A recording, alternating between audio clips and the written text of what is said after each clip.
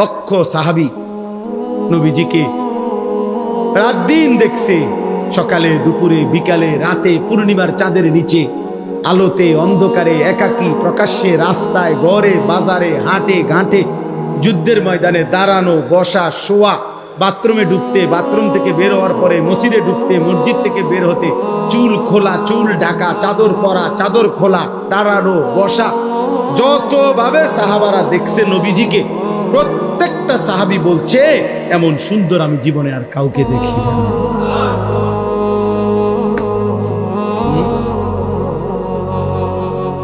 তুমি কোত্থেকে নিলে এই চুলের ডিজাইন? এটা কোনোদিন জিগাইছো নি ভালো কোনো মানুষের যে কেরম দেখা যায়? তোমার সমবয়সীরা হয়তো কইছে দোস্ত সেরকম লাগতেছে তুমি, হ্যাঁ সেরকম হেতরে জিগাইলে না, সেরকমটা কেডা? সেরকম তো বুঝছি, মানে সেরকম, সেরকম কে? কার মতো? চোরের মতো না ফুট্টাখোরের মতো না বাবাখোরের মতো? কার মতো জিগাইলে না?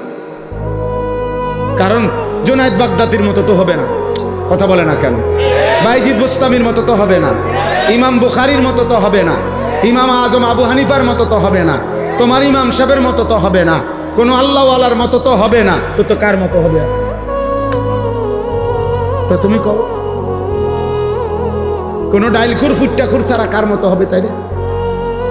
নাই তো তুমি বলো, তুমি প্রমাণ করো, চ্যালেঞ্জ করো, এখন বলো যে না হুজুর এই চুলটা এমন চরিত্রবান মানুষের। দেখাও একটা প্রমাণ, দেখাও একটা নমুনা। ভাইয়া নাই। অতএব দোস্ত আমার, ছেলেরা আমার, ফিরে আসো বাপ, ইসলামের জন্য তোমাদের দরকার। আগামীর পৃথিবীতে ইনশাআল্লাহ তোমরা যুবক কালেমার পতাকা উড়াবা ইনশাআল্লাহ। আমি বলে গেলাম ভাইয়া, হয়তো তুমি গেলা না আর কি, কিন্তু মনে রাখো নির্দিষ্ট সময়ে নির্দিষ্ট পরিমাণ ইমানদার, আল্লাহর কসম এই গোটা পৃথিবীতে ইমানের পতাকা, কালেমার পতাকা উড়বেই উড়বে, উড়বেই উড়বে, উড়বেই উড়বে। একদিন শুনবা ভাইয়া, একদিন ঘুম থেকে শুনবা উঠা ফিলিস্তিন বিজয় হয়ে গেছে, গাজা বিজয় হয়েছে। হ্যাঁ, বছরের পর বছর, বছরের পর বছর আফগানের মুসলমানদেরকে একবার রাশিয়া জুলুম করছে, একবার আমেরিকা জুলুম করছে। পৃথিবীর দুইটা পরাশক্তি, রাশিয়া, সোভিয়েত ইউনিয়ন এবং আমেরিকা, তাদের সর্বোচ্চ অস্ত্র, সর্বোচ্চ শক্তি প্রয়োগ করেও আফগানকে শেষ পর্যন্ত আফগানিস্তানে কালেমার পতাকা উড়ে গেছে। এই একদিন ফিলিস্তিনেও ইনশাআল্লাহ কালেমার পতাকা উড়বে সারা পৃথিবীতে। কিন্তু হতে পারে সেদিন তোমারে কেউ নিবে না, তুমি হয়তো সাহসে কুলাইতো না, কারণ তুমি তো সেজদা দাও না, তোমার কলিজায় তো তাকওয়া নাই, তোমার কলিজায় তো ইমানের নূর জমে নাই। অতএব এখন থেকে ইনশাআল্লাহ নিজেকে বদলাও, চেষ্টা করো ভাইয়া ইনশাআল্লাহ। বলো না ভাই ইনশাআল্লাহ। একটা একটা ছেলেকে আমি অনুরোধ করছি, তোমরা চুলগুলা সোজা করো ভাইয়া। এটা বেশি আমার কষ্ট লাগে, কারণ এটা প্রথমেই তোমার দিকে তাকাইলেই মনে হয় তুমি ইসলামকে পছন্দ করো। তুমি তোমার চেহারা দিয়ে তুমি প্রমাণ করে দিচ্ছ, হুজুর আপনি আমারে দেখলেই তো বুঝতেছেন আমি আল্লাহকে ভালোবাসি, আমি রাসূলকে ভালোবাসি, আমি আল্লাহর কোনো নেক বান্দাকে ভালোবাসি না। আপনি আমার চুল দেখলেই বুঝতেছেন, আপনি আমার দাড়িবিহীন চেহারা দেখলেই বুঝতেছেন আমার ভালোবাসা কাদের সাথে। আল্লাহ আমাদের ছেলেদেরকে হেফাজত করেন। আমার এটা সুন্দর লাগছে যে এই নাম বন্ধু যুব সংগঠন, কাজে বন্ধু যেন হয় আখিরাতের সাথী। বন্ধু হবে কিসের সাথী? বন্ধু হবে আখিরাতের সাথী, বন্ধু হবে জান্নাতের সাথী, বন্ধু হবে নেক কাজের সাথী। ঠিক আছে ইনশাআল্লাহ, নেক কাজের। আল্লাহ কোরআনে বলছে, ওই যে আয়াত, ওই আয়াতে আল্লাহ বলছে নেক কাজের বন্ধুরা আমি আল্লাহ তাদেরকে ডাক দেব হাসরের ময়দানে, ইয়া ইবাদি, হে আমার বন্ধুগণ বান্দাগণ, লা খাউফুন আলাইকুমুল ইয়াওমা ওয়ালা আনতুম তাহজানুন, আজকে তোমাদের কোনো ভয়ও নাই, চিন্তাও নাই। এরপরে আল্লাহ বলবে উদখুলুল জান্নাতা আনতুম ওয়া আজওয়াজুকুম তুহবারুন। বাহ, আল্লাহ বলবে তোমরা যারা নেক কাজের বন্ধু ছিলা তোমরা বন্ধুরা একে অপরকে হাত ধরাধরি করে গলাগলি করে আমার জান্নাতে ঢোকো। খোদার কসম এটা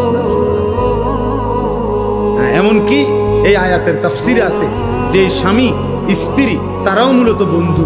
যদি তারা একজন আরেকজনকে নেক কাজের সহযোগিতা করত, স্বামী স্ত্রীকে নামাজের জন্য উঠাইছে, স্ত্রী স্বামীকে নামাজের জন্য উঠাইছে, স্বামী স্ত্রীকে নেক কাজের দিকে ডাকছে, স্ত্রী স্বামীকে নেক কাজের দিকে ডাকছে, এরাও বন্ধু। আল্লাহ তাআলা বলবেন এই স্বামী স্ত্রী তোমরাও খুশি খুশি গলাগলি করে হাত ধরাধরি করে তোমরা জান্নাতে ঢোকো। উদখুলুল জান্নাতা আনতুম ওয়া আজওয়াজুকুম তুহবারুন। খুশি খুশি আনন্দ চিত্তে জান্নাতে ঢোকো বন্ধুদেরকে নিয়ে। এজন্য বন্ধু যুব সংগঠন এই নাম যারা দিছো ভাই, আল্লাহ যেন তোমাদেরকে এই নেক কাজের বন্ধু বানায়। ঠিক আছে না ইনশাআল্লাহ? আল্লাহ যেন কবুল করে নেয়। আল্লাহ তাআলা নবীকে আল্লাহ তাআলা বলছেন আমি সর্বশ্রেষ্ঠ আখলাক। এজন্য চুল, চেহারা, লেবাস, পোশাক, হাসি, কান্না, আচরণ, উচ্চারণ সবকিছুতে আমাদের নবী সাল্লাল্লাহু আলাইহি সাল্লামের আখলাক সেরা। সেরা কিনা? হ্যাঁ, সবার কাছে তিনি সবার প্রিয়। দুশ্মনের কাছেও তিনি প্রিয়। দুশ্মনও বিরোধিতা করে, শুধু বিরোধিতার স্বার্থে বিরোধিতা করে, তাহলে ওই জানে ভিতরে ভিতরে নবী শ্রেষ্ঠ। আবু জেহেল পর্যন্ত স্বীকৃতি দিত আড়ালে একাকী মুহাম্মদই ঠিক বলতো না? কথা বলেন না কেন? আবু জাহেল পর্যন্ত, আবু জাহেলও বলছে ফাসাতুবসিরু ওয়া ইউবসিরুন বিআইয়িকুমুল মাফতুন। নবীজিকে মক্কাবাসী পাগল বলতো, গণক বলতো, জাদুকর বলতো, আহাম্মক বলতো, নাউজুবিল্লাহ, বোকা বলতো। তা আল্লাহ বলছে বন্ধু আপনিও দেখতে থাকেন, ওরাও দেখুক। আমি আল্লাহ চ্যালেঞ্জ করলাম, আমি প্রমাণ করে দেখাবো পাগলকে। বিআইয়িকুমুল মাফতুন, আমি দেখাবো। পরবর্তী 23 বছরের ভিতরে মক্কাবাসীও দেখছে, পৃথিবীবাসীও দেখছে। আল্লাহর নবী সাল্লাল্লাহু আলাইহি সাল্লামের 23 বছরেই কালেমার পতাকা সারা পৃথিবীতে উড়ে গেছে, কালেমার এলান পৌঁছে গেছে।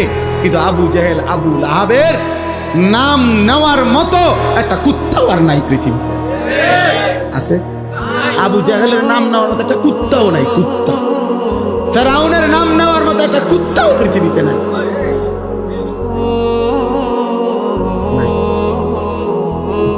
কারো কাছে সে প্রিয় না। ইমানদারের কাছেও সে ঘৃণিত, কাফেরদের কাছেও ঘৃণিত। নইলে তো তারা তাগো ফুতাইতেন নাম রাখতো আবু জেহেল, আবু লাহাব। বুঝেন না? আমরা যেমন আমাদের নবীর নামের সাথে মিলায় নাম রাখি, তো তোরা তোকে এত বড় মহান নেতার নাম রাখস না কা? ফেরাউনের নাম নাইকা, নমরুদের নাম রাখো না কা? কথা বুঝেন? ঘৃণিত, ঘৃণিত। অতএব আল্লাহ বলেন আমি দেখাবো। এই জন্য আমাদের নবী সাল্লাল্লাহু আলাইহি সাল্লাম চোখের পানি, বাবা হাশরের ময়দানে নবী কাঁদবে, জিজ্ঞেস করবে আমার এত বড় বেইজ্জতি কেমন করবে? তুমি না আমার শ্রেষ্ঠ উম্মত ছিল, আমি শ্রেষ্ঠ নবী, আমি আখিরি নবী, আমার বেইজ্জতি কেমন করবে? এই জন্য দয়া করে বেইজ্জতি না। নবী সাল্লাল্লাহু আলাইহি সাল্লাম আমাদের জন্য কাঁদতেন রাত ভোর। আহা, আম্মা জান আয়েশা রাদিয়াল্লাহু তাআলা আনহা বলছেন নবীজি রাত্রিবেলা তাহাজ্জুদ নামাজে এত লম্বা কাঁদতেন, সারা রাত এক দাঁড়ানোতে কাঁদতে কাঁদতে। খোদার কসম হাদিসে আছে, আম্মা জান আয়েশা বলে নবীজির দুইটা পা মুবারক ফুলে ফুলে যেত, হাত্তা তাওয়াররামাত কাদামা। আর সারা রাত কাঁদতেন উম্মতের জন্য, উম্মতের জন্য কাঁদতেন আর দোয়া করতেন, কাঁদতেন আর দোয়া করতেন। এই জন্য সেই নবীর কথা আমরা মনে রাখবো তো ইনশাআল্লাহ। আমি এই যে আমার কাছে একটা কিতাব আছে, আমরা এই কিতাব বিক্রি করি এই উদ্দেশ্যে যে আমাদের নবী সাল্লাল্লাহু আলাইহি ওয়াসাল্লামের তাহাজ্জুদ মানে নবীজি রাত্রিবেলা কি করতেন, কেমনে নামাজ পড়তেন, তাহাজ্জুদে কি করতেন, কি দোয়াগুলো কইতেন, কানতেন, এই কথা পুরা এখানে আছে এই কিতাব। আমার খুলনার শায়েখের কিতাব, অনেক বড় এক বুজুর্গের। এরপরে নবীজির সুপারিশ পাইতে হইলে একজন উম্মত ধারাবাহিক কি আমল করা উচিত এই কিতাবের মধ্যে আছে। আমাদের নবী সাল্লাল্লাহু আলাইহি সাল্লামের উপরে সাহাবায়ে কেরাম, নবীজির সাহাবীরা নবীর উপরে কি কি দুরূদ পড়তেন এমন 40টা দুরুদ এই কিতাবে আছে। ওইগুলা রাসূলের সাহাবীরা পড়তেন। আমরা ওইটা নিয়ে আর কোনো দ্বন্দ্ব করার কোনো সুরত নাই। কথা বুঝেন না? সাহাবারা যা পড়তেন রাসূলের উপরে সেটাই হবে শ্রেষ্ঠ দুরুদ, সেটাই শ্রেষ্ঠ দুরুদ এই কিতাবের মধ্যে আছে। যাওয়ার সময় আমার ওই সাদা গাড়িতে যদি কারো সুযোগ হয় 200 টাকা মূল্যে এই কিতাবটা কিনে নেবেন, পারলে কিনবেন, দেখবেন পড়লে মহব্বত পাবেন, রাসূলুল্লাহ সাল্লাল্লাহু আলাইহি ওয়াসাল্লামের আমল শিখতে পারবেন, দোয়া শিখতে পারবেন, নবীজির উপরে সাহাবাদের দুরূদগুলো পড়তে পারবেন। একবারে জের জবর দেওয়া আছে, আপনি পড়তে পারবেন। আপনারা চেষ্টা করবেন। আর সর্বশেষ